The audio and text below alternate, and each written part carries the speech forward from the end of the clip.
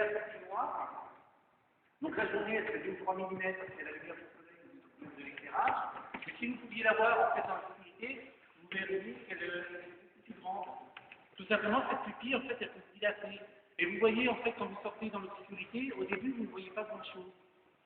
Et petit à petit, vous commencez à avoir de plus en plus d'étoiles, vous commencez à avoir des arbres, etc. Tout simplement parce que la pupille, hop, elle se dilate. Tout simplement pour faire entrer le maximum de lumière. Alors le problème, c'est qu'une fois que votre pupille elle fait 6 ou 7 mm de diamètre, eh bien, elle ne peut plus se dilater et vous ne pouvez plus voir d'étoiles supplémentaires. Alors les étoiles qu'on peut voir, en gros, sous un bon ciel comme la Provence, on peut en voir peut-être à peu près 3000. Alors je dis une. Ah ouais, bah ouais. Donc ici c'est 3000 et Marseille c'est en 2003. Oui, c'est une bonne vue. Alors ça c'est un autre gros problème d'astronomie, c'est ce qu'on appelle la pollution lumineuse. Vous savez qu'à Marseille, il y a un observatoire qui est tout complet. Il y a plus de 300 ans. Alors tout simplement parce qu'il y a 300 ans, ben, à Marseille, il n'y avait pas d'éclairage public. Et il était plus sombre au centre de Marseille qu'aujourd'hui, ici en Haute-Provence, à Saint-Michel. Tout simplement parce qu'il n'y avait pas d'éclairage. Alors le problème, c'est que l'éclairage public maintenant, eh ben, il y a tendance à il s'étend, c'est devient de plus en plus important. Et le problème, c'est que ça diffuse dans l'atmosphère, ça rentre dans le tube et hop, on récupère la lumière. Alors la lumière des étoiles, évidemment, mais on récupère également la lumière de l'éclairage de Marseille, de Manosque, de Forcalquier, etc. Donc là, on sortira tout à l'heure sur le balcon, vous verrez qu'en fait, on est à la campagne.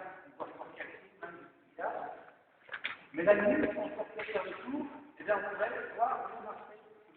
On voit la haute de lumière, et on voit où est Marseille, Manosque, alors que les nuits, on ne les voit pas. Tout simplement parce que l'éclairage est différent.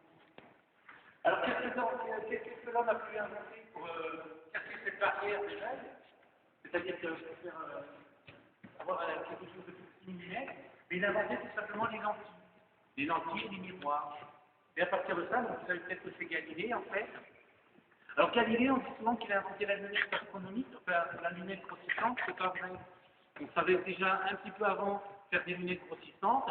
Alors le génie de Galilée, c'est que lui, il a eu l'idée de pointer ses lunettes sur le ciel.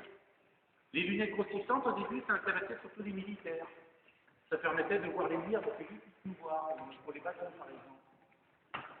Souvent, c'est l'armée qui a été le moteur d'astronomie. Par exemple, les observatoires au début, en particulier celui de Paris, il n'a pas été fait vraiment pour l'astronomie, il a été fait surtout pour la marine. Dans la marine, je connais la longitude du bateau, c'est très important, vous avez besoin de connaître l'heure sur tous les points de la Terre. Et la meilleure horloge à l'époque, c'était le ciel, les mouvements célestes, etc. Donc on a créé les observatoires en tant pour faire des montres très performantes. Et ça a vraiment, ça a